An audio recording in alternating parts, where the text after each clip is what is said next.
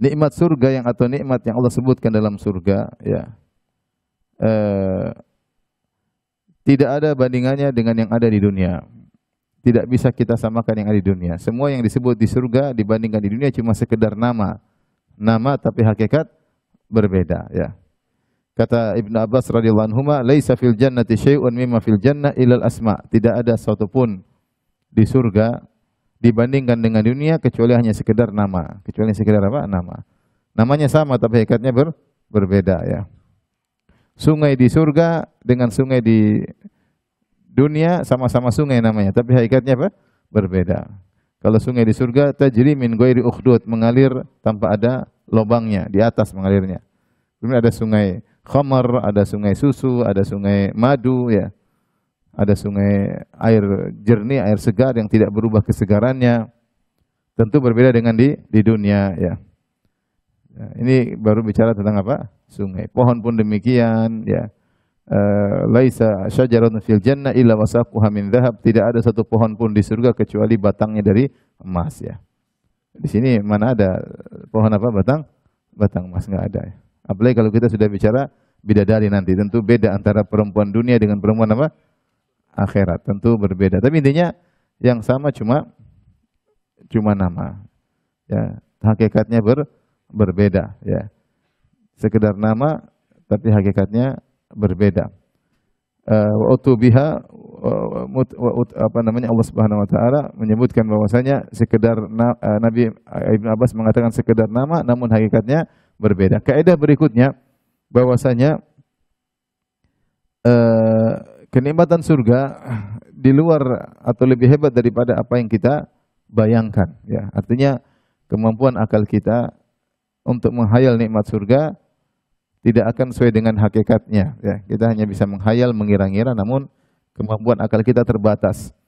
Makanya dalam hadis qudsi kata Allah Subhanahu wa taala, "A'adattu li ibadiyas shalihin ma la 'ainun ra'at wa la udhunun sami'at wa la khatar 'ala qalbi bashar." Aku siapkan kenikmatan-kenikmatan di surga bagi hamba-hambaku yang saleh, kenikmatan yang tidak pernah dilihat oleh mata mereka, tidak pernah didengar oleh telinga mereka, bahkan tidak pernah terbetik dalam benak mereka. Tidak pernah terbetik dalam benak mereka, tidak pernah dilihat mata, tidak pernah didengar oleh telinga, dan tidak pernah terbetik dalam benak kita. Sehingga apapun yang kita hayalkan kita tidak mampu. Kenapa? Karena daya hayal kita dibangun di atas data yang ada dalam benak kita, dan data kita didapatkan dari mana? Dari apa yang kita lihat, dari apa yang kita dengar. Sementara akal hanya bisa menghayal dibangun di atas data tersebut. Jika dia tidak punya data yang lebih daripada itu, maka kemampuannya terbatas. Saya sering sampaikan hal ini dalam masalah pembahasan asma sifat. Misalnya ada seorang, dia kalau dia tidak lahir dalam kondisi tidak bisa melihat. Kemudian Allah membuat dia bisa melihat dalam waktu 2 detik, dan ketika 2 detik tersebut dia hanya melihat misalnya seekor ayam jago. Itu yang pernah dilihat. Maka data yang masuk ke dalam dirinya adalah data ayam jago. Sehingga kemudian dia buta lagi misalnya. Kalau orang berbicara tentang misalnya tentang gajah, dia akan bertanya, gajah itu bagaimana dibandingkan ayam jago? Dia tidak punya data lain karena dia nggak pernah lihat kecuali siapa? Ayam jago. Maka orang yang kasih informasi akan berkata, gajah itu dibandingkan ayam jago lebih gede. Kemudian begini, tapi data utamanya apa? Ayam jago. Karena dia nggak pernah lihat kecuali ayam jago. Nanti dia bilang lagi, di dunia itu ada namanya cewek. Dia bilang lagi, cewek dibandingkan ayam jago bagaimana? Karena dia nggak punya data kecuali ayam jago. Karena namanya kemampuan akal berpikir hanyalah analogi dibangun di atas data yang ada. Ya, data yang ada. Ketika datanya nggak ada, kita nggak bisa menghayal. Contoh, misalnya Allah menyebutkan dalam Al-Quran tentang gelas dari perak. Kata Allah, qawarir min fiddah qaddaruha taqdira. Qawarir itu kaca, gelas, tapi terbuat dari perak. Kita tahu namanya kaca itu bening, namanya perak tidak apa? Bening. Kita nggak pernah lihat ada kaca terbuat dari perak. Kita nggak sulit untuk bayangkan. Ya kalau kaca, kalau perak ya perak. Tapi ada kaca dari perak, ini nggak bisa kita bayangkan. Akal kita nggak sampai. Contoh lagi, ketika misalnya Nabi SAW menyebut tentang bidadari yang begitu bening, ya, dan begitu putih, ya. kata Nabi sallallahu alaihi wasallam, yura mukhu saqaihi min wara'il lahmi minal hasan. Kata Nabi sallallahu alaihi wasallam, bidadari itu terlihat sumsum betisnya di balik dagingnya karena saking indahnya. Nah, kalau kita memahami secara letterlek dengan data yang ada dalam diri kita, bidadari itu sumsumnya kelihatan. Yang kita bayangkan sumsum manusia kan? Sumsum manusia. Kelihatan di balik apa? Dagingnya. Bayangan kita ini setan, genderuwo atau mak lampir atau Nyi Blorong atau simbatan Ancol. Kira-kira begitulah ya. Ya, kenapa? Karena bayangan kita pasti ngeri. Ada manusia, makhluk, ada betisnya, terus sumsumnya kelihatan. Apa bayangan kita? Mengerikan. Tapi dan Nabi tahu akan hal tersebut, bahwasanya orang akan menghayal dengan hayalan yang salah. Maka Nabi di akhir hadis Nabi mengingatkan minal husni, karena saking apa?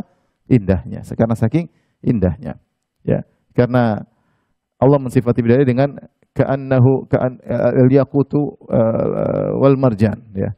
Seperti al-yaqut dan al-marjan. Al-yaqut adalah permata yang begitu beningnya, al-marjan maksudnya mutiara yang begitu putihnya. Bidadari disifati dengan bening dan putih. Bening, tubuhnya bening. Saking beningnya sampai Rasulullah SAW mengatakan kabiduha mir'atuhu. Sungguhnya hati bidadari adalah cermin bagi suaminya. Cermin bagi suaminya di surga. Jadi kalau berhadapan bidadari dengan suaminya di surga, wajah suaminya ada di hatinya. Benar-benar ada di hatinya karena tubuhnya bening, sehingga jadilah hati bidadari seperti cermin bagi suaminya. Nah, ini kita bayangin gak nyambung. Nyambung atau tidak? Gak nyambung ya. Kenapa tidak bisa nyambung? Karena database kita kurang. Tidak usah jauh-jauh. Ketika Nabi bercerita tentang Nabi Yusuf alaihissalam, yang kata Nabi SAW ketika Isra Mi'raj, Nabi diperlihatkan Nabi Yusuf, Nabi mengatakan laqad u'tiya syatrul hasan atau syatrul jamal. Sungguh Yusuf alaihissalam telah diberikan setengah ketampanan.